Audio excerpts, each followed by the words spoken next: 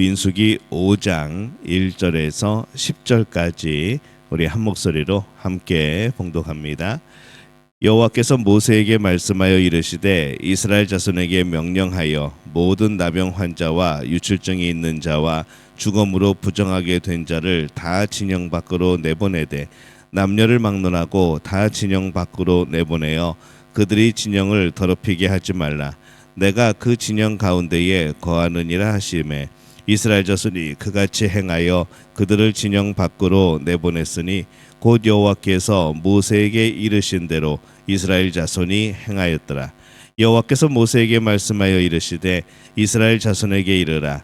남자나 여자나 사람들이 범하는 죄를 범하여 여호와를 거역함으로 죄를 지으면 그 지은 죄를 자복하고 그 죄값을 온전히 갚되 5분의 1을 더하여 그가 죄를 지었던 그 사람에게 돌려줄 것이요 만일 죄값을 받을 만한 친척이 없으면 그 죄값을 여호와께 드려 제사장에게 돌릴 것이니 이는 그를 위하여 속죄할 속죄의 수디함과 함께 돌릴 것이니라.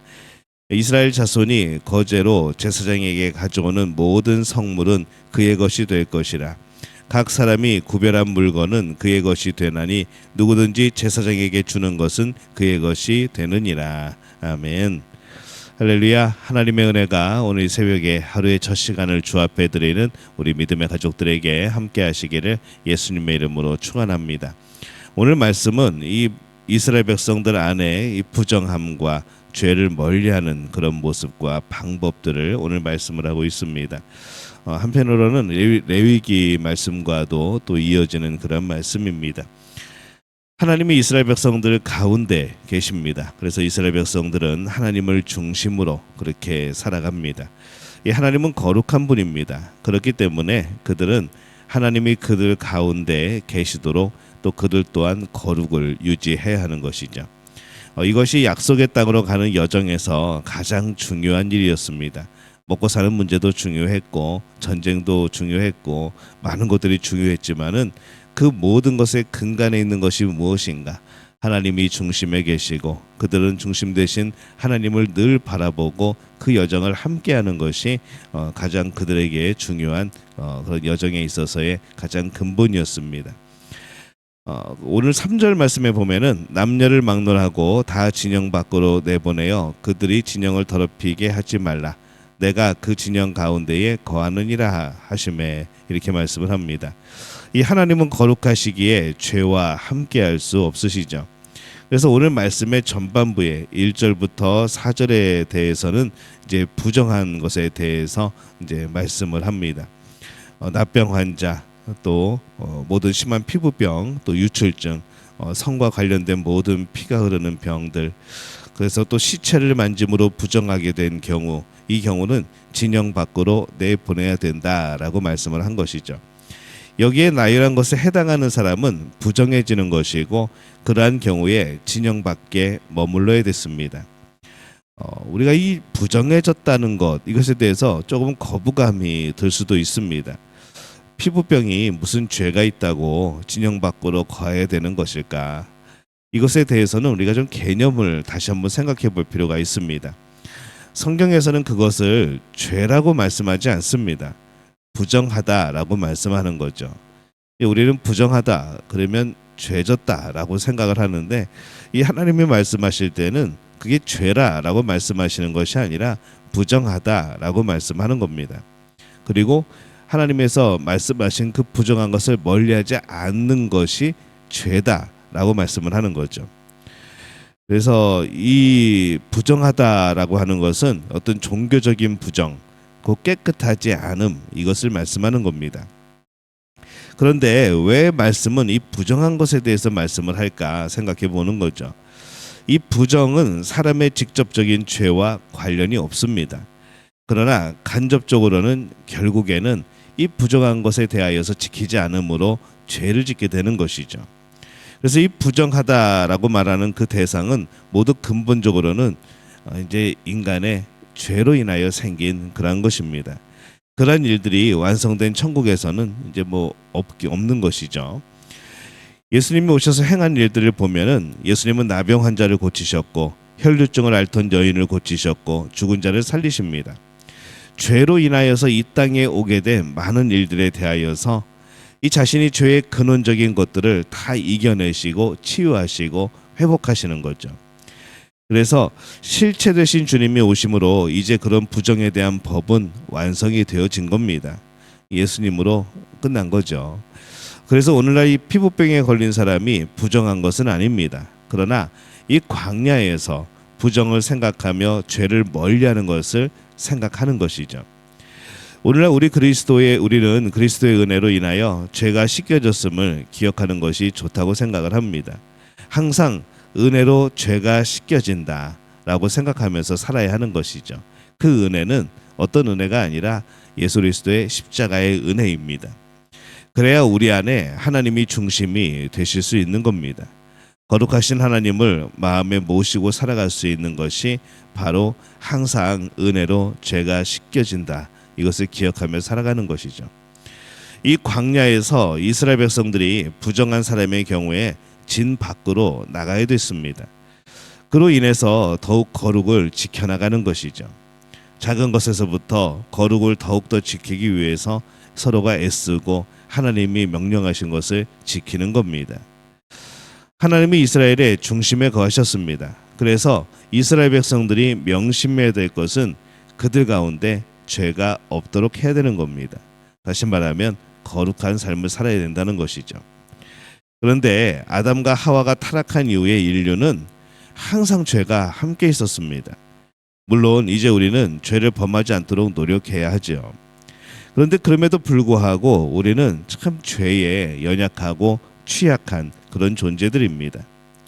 그래서 이제 해결할 방법을 하나님이 알려주십니다. 6절과 7절에 보면은 이스라엘 자손에게 이르라. 남자나 여자나 사람들이 범하는 죄를 범하여 여호와께 거역함으로 죄를 지으면 그 지은 죄를 자복하고 그 죄값을 온전히 갚되 5분의 1을 더하여 그가 죄를 지었던 그 사람에게 돌려줄 것이요. 이렇게 말씀을 합니다. 이 죄를 범하지 않도록 힘을 다하되 뒤돌아보아서 죄를 행한 것이 있으면 그것을 씻어내야 한다는 것이죠. 그 죄를 씻는 첫 단추는 자복하는 겁니다. 이제 고백하는 거죠. 그리고 만약 그 죄가 상대방의 것을 도둑질한 것과 같은 재산상의 손해를 일으켰다면 5분의 1을 더하여서 120% 정도 돌려주는 겁니다. 이것에 대해 이것이 하는 것은 이 당시에나 오늘날에나 이제 비슷한 법의 개념입니다. 어떤 사람들은 오늘날에는 은혜로 죄를 씻는다라고 말하면서 그냥 하나님이 용서했으면 끝난다라고 생각할 수도 있죠. 그러나 그것은 은혜를 망령되이 여기는 더 큰 죄가 되어집니다. 6절에 보면은 이스라엘 자손에게 이르라. 남자나 여자나 사람들이 범하는 죄를 범하여 여호와께 거역함으로 죄를 지으면, 이렇게 말씀을 합니다. 사람이 죄를 범한다는 것은 사람에게 죄를 행하는 것이지만은 모든 죄는 근본적으로 하나님께 행하는 겁니다. 죄로 인하여서 가장 아파하고 가장 손해를 보시는 분은 하나님이신 거죠. 그렇기 때문에 죄를 행하면 가장 크게는 하나님께 죄를 범한 겁니다. 그렇다면 이 사람이 죄를 범하여서 사람에게 120%를 갚아서 사람에게는 조금 갚는 것이 된다고 하여도 이 하나님께는 어떻게 갚을 것인가? 그리고 죄의 값은 결코 120%로 해결될 수 없는 것이죠. 죄의 값은 사망입니다. 그렇기 때문에 이 도둑질한 것에 대해서 120%를 갚는 것은 죄값을 갖는 것이 아니라 죄에 대해서 회개하는 마음으로 그 피해에 대해서 보상하는 마음의 표현인 것이죠. 그러한 회개를 하나님께서 긍휼히 여기시고 받으셔서 죄를 값없이 용서해 주시는 겁니다. 정확히는 예수님의 피값으로 용서해 주시는 것이죠. 그런데 은혜로 죄를 씻는다고 말하면서 이 죄에 대해서 자복하지도 않고 뉘우치지도 않고 120% 배상할 생각도 없고 죄로 여전히 이득을 보려는 마음을 가지고 있다면 그것은 회개한 것이 아닙니다. 결코 용서받지 못하는 것이죠. 구약시대나 오늘날이나 모든 죄는 오직 은혜로 씻겨지는 겁니다. 그래서 우리는 힘을 다하여서 죄와 싸워야 합니다. 죄를 범할 때마다 회개하여서 죄에 대한 배상을 당연히 할 마음을 가지고 하나님 앞에 엎드리는 것이죠. 하나님을 우리가 믿는 사람들은 죄에서 멀어져야 합니다. 죄와 가까우면서 하나님을 중심에 모시고 있다. 이 말하는 것은 굉장히 모순인 것이죠. 하나님이 이스라엘 백성 가운데 거하시기 위해 이 백성들에게 거룩을 요구하십니다. 함께 하시기 위하여서. 성경에도 내가 너희와 함께 하기 위하여 많은 율법들을 주시는 거죠. 거룩함을 요구하시는 겁니다. 무엇보다 죄에서 분리되어 거룩해져야 됩니다. 작은 것에서부터 죄를 생각하고 또 그것에 대항하여 싸워야 하는 것이죠. 우리의 죄를 씻기 위하여서 예수 그리스도께서 어떤 일을 행하셨는지 날마다 그 은혜를 기억하며 사는 겁니다. 그리고 오늘 우리는 우리 안에 있는 죄를 씻어내도록 날마다 그리스도의 이름으로 그 죄들과 싸워 이겨야 하는 것이죠. 오늘 우리는 어떠한 모습으로 살아가고 있습니까? 우리는 연약하기 때문에, 우리는 취약하기 때문에 그냥 죄에 대해서 싸우지도 않고 대항하지도 않고 그냥 나는 연약하니까 이렇게 그냥 늘 지는 것은 이 은혜 되지 못하게 하는 그런 모습들입니다. 철저하게 싸워야죠. 내가 죄라고 느껴진 것, 또 하나님께서 깨닫게 해주신 것, 그것에 대하여서는 그 죄와 싸우는 겁니다. 그리고 하나님께 긍휼을 구하고 하나님의 은혜를 구하는 것이죠. 오늘 우리 믿음의 가족들이 하나님 앞에서 거룩한 삶을 살게 되시기를 바랍니다. 완전할 수는 없지만은 온전하기 위해 노력하는 삶. 우리가 완전하진 않지만은 거룩하기 위하여서, 늘 거룩한 삶을 살아가기 위하여서 하나님 앞에 서는 삶, 그리고 하나님을 중심으로 살아가는 삶, 그 삶이 우리 믿음의 가족들의 삶이 되어지시기를 예수님의 이름으로 축원합니다.